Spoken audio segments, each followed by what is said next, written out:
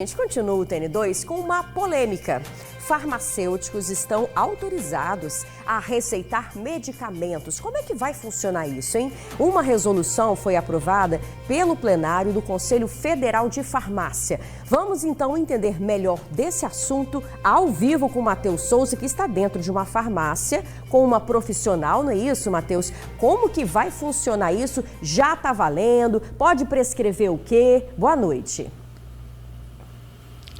Oi, Isabela, boa noite para você e para todos que estão em casa. Esse assunto é polêmico, né? Principalmente porque coloca duas categorias em lados opostos, a categoria dos farmacêuticos e dos médicos. Como você já falou, essa resolução ela foi aprovada em plenário e a gente procurou o Conselho Federal de Farmácia para pedir mais detalhes sobre isso e eles mandaram uma nota comentando, uma nota robusta. Então, antes de eu passar para essa farmacêutica para a gente comentar um pouco mais sobre esse assunto, eu vou ler só alguns pontos que o CFF falou que os farmacêuticos eles conquistaram esse direito de prescrever medicamentos no Brasil há 12 anos, que isso está respaldado em lei federal, através também do Ministério da Educação, que estabelece que todo farmacêutico, quando conclui a faculdade, ele tem que estar apto a prescrever e que essa nova resolução do Conselho Federal de Farmácia, ela não altera isso, ela apenas dá maior segurança, ela dá um respaldo maior em casos de fiscalização, que o Brasil ele segue um modelo validado em outros sistemas de saúde e que em casos de emergência o farmacêutico ele vai poder prestar primeiros socorros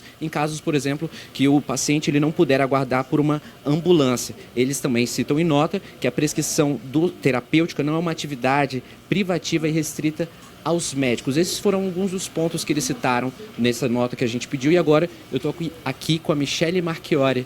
Michele, que é farmacêutica, e a gente vai conversar um pouquinho sobre isso. Michele, você como farmacêutica, como é que você recebe essa notícia, né, do Conselho Federal de Farmácia? Então, Matheus, os farmacêuticos veem uma grande vitória ao acesso à medicação. O acesso à saúde, por exemplo, à saúde pública, por exemplo, é um grande avanço que o Brasil deu. E nós não somos os pioneiros. O Brasil está seguindo um modelo, por exemplo, que o Canadá, o Reino Unido, os Estados Unidos, eles seguem esse modelo farmacêutico, ele é um prescritor também de medicamentos. Lembrando que o farmacêutico, ele também já prescreve medicamentos que não tarjados, que são os chamados MIPs, são os medicamentos de uso livre, por exemplo, que ficam fora do balcão, como também dermocosméticos. Nós somos prescritores já e nós estamos em excelência, por exemplo, na prescrição de produtos livres, de uso livre, por exemplo. Outro benefício que o farmacêutico tem é que ele também prescreve atualmente, em 2024, foi aprovado a prescrição de contraceptivos, que são tarjados. Então, não é uma novidade para o Brasil farmacêutico poder ter acesso a essa categoria, por exemplo, de prescrição. Michele, e deixa eu te perguntar, vai ser qualquer farmacêutico que vai poder prescrever medicamento? Vai ser qualquer tipo de medicamento que os farmacêuticos vão poder prescrever a partir de agora? É muito bom a sua pergunta, não é qualquer farmacêutico, é um farmacêutico que precisa passar por uma especialização. Depois da especialização, ele precisa levar o seu conselho regional de farmácia para ser aprovada essa especialização. Aí depois disso é liberado a sua assistência à prescrição farmacêutica.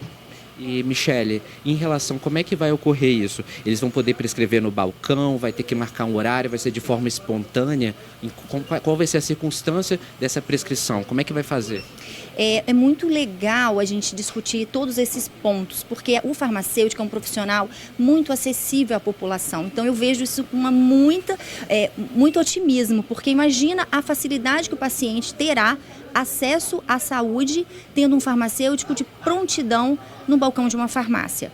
Porém, cada unidade, porque a farmácia hoje ela é uma unidade de saúde. Então, cada farmácia, cada ponto de unidade de saúde, onde vai ter um profissional farmacêutico prescritor, lembrando que não é qualquer farmacêutico, ele vai ter que ditar normas e regras para que isso possa fazer jus.